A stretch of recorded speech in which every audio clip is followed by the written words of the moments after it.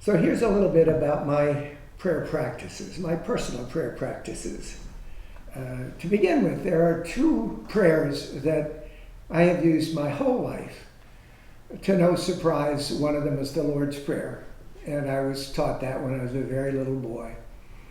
And the other is in Swedish, and it's the grace that my family says before eating, ever.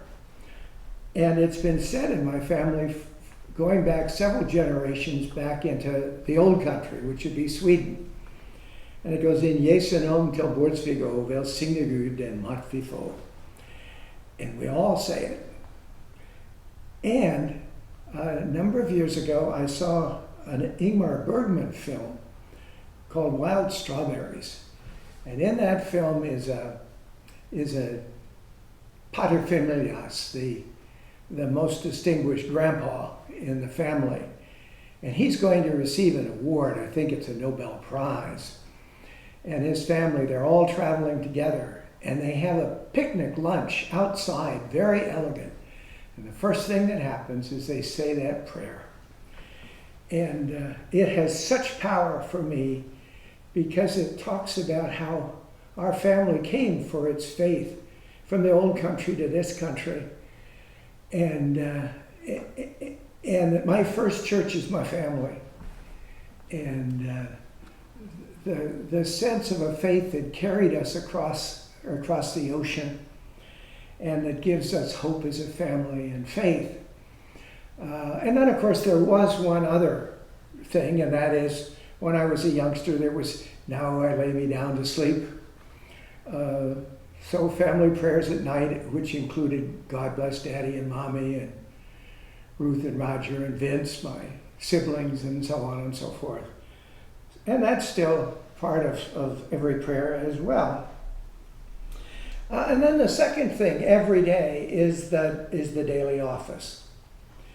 And you'll hear more and more about that as time goes on, but I think you all know that it really began with the reading of scriptures and the singing of psalms and the like in Judaism, and has been with our faith throughout the years, and in the Reformation really got revived in the Church of England as a very central thing that went on. And as you probably know, there have been periods of time when that was really everybody's worship, and then times when it was only the people in monasteries. And that's where I first discovered it, in monasteries. When I was in college, there was an Episcopal monastery right down the river from where I lived in my house in college. And I would go there for Compline every night and fell in love with the practice. So it's been with me all this time. And there are two things that I want you to know particularly. And one is that the daily office can really become an anchor to windward for you, meaning that it's a way you stay in touch with the Word and a way in which you stay in touch with prayer that becomes an anchor to windward, something that gives you a sense of safety and of what you can count on in this world, which is mainly God's grace. And there it is. Before I knew about the daily office, even earlier in my college career, I was trying to figure out how to pray. I didn't think now I lay me down to sleep was quite enough anymore, and the Lord's Prayer was wonderful, but my prayer, what would my prayer be? And I began to hear the beautiful singing of the Psalms during Sunday worship at the University Church. And I began to read the Psalms and then pray the Psalms. So what really brought me into adult prayer was praying the Psalms. And out of that came morning prayer and evening prayer, which I do every day. And a good share of the time, noonday prayer, which only takes about 3 minutes. And then at the end of the day, Compline, which is night prayer. The other thing that I only discovered in the last couple of years, because I'm a very sound sleeper. But I've been doing the daily office for so long that a lot of it's committed to memory. So now if I wake up during the night and I'm lying in bed, I just start saying parts of it that I know. And before long, I'm in blissful sleep again. So on top of everything else, here's one of the prayers from evening prayer, which explains the same thing that I just told you about how I get to sleep at night. It goes like this: keep watch, dear Lord, with those who work or watch or weep this night, and give your angels charge over those who sleep. Tend the sick, Lord Christ. Give rest to the weary, bless the dying, soothe the suffering, pity the afflicted, shield the joyous, and all for your love's sake. Amen. One last thing that's important for you to know, and that is, how do you get your hands on one? If you have a Book of Common Prayer, it's all in there. But there is a 2-volume set which is exorbitantly priced. One for year A and year B. That's how poetic we are in labeling the years. That will take you through and has everything in it that you need. But there is one other thing you can do. Actually, I suspect there are many more.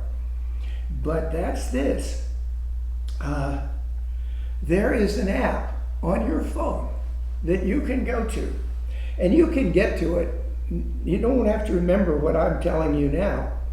All you've got to do is to Google a daily office. And about 2 or 3 down will come up a whole one from what's called Mission of St. Clair. And in it, there's even some sung songs and sometimes some prayers. And what's so wonderful about it to me, because I use it often, particularly if I'm traveling, but sometimes at home as well, that you know that there are people all over the world who are doing it. And that the people who created it originally are a bunch of geeks, some of them on the West Coast and some on the East Coast, including a bunch of people from MIT. And they realized that they needed something like this, and they did it. And it's all been done by volunteers, and they keep it going. And so each day until 3 o'clock in the afternoon, you can get morning prayer. And from 3 o'clock on, you can get evening prayer. And it is just wonderful. The other thing I want to talk to you about is something that could get me fired from this place if I weren't careful. And that is that, I was a Presbyterian minister for 40 years. And Presbyterian ministers do not chant. But many Episcopal priests do, and I'm one of them. And I never thought I would ever sing in public, and chanting isn't quite singing, but then I discovered when I was ordained as a priest that I was expected to do that. And the churches that I served had me sing the Exultet for several years, which is a long, wonderful chant done once a year. And I just fell in love with chanting, and I'll tell you why. Because as you can guess, my prayer life has been pretty important to me. But when I began to chant, all of a sudden I was in another level of prayer that I had never gotten to before. Oh, for a closer walk with thee, precious Jesus, let it be. And there it was. There it was. It explained to me something that is part of what made me an Episcopalian in the first place. And that is in Romans 8, when it says, the Spirit prays within us with sighs too deep for words. That's what I found in chanting. So sometimes when I'm not here and I'm helping at some other church, I'm getting a chance to chant again. But I know here that's not going to happen. At any rate, I do believe with all my heart that God calls us to make our whole lives an act of prayer. And I think the Eastern Orthodox monks were right about it. The goal is prayer unceasing. I know I'm not going to get there in this life, but I'm sure going to try. Thanks for listening.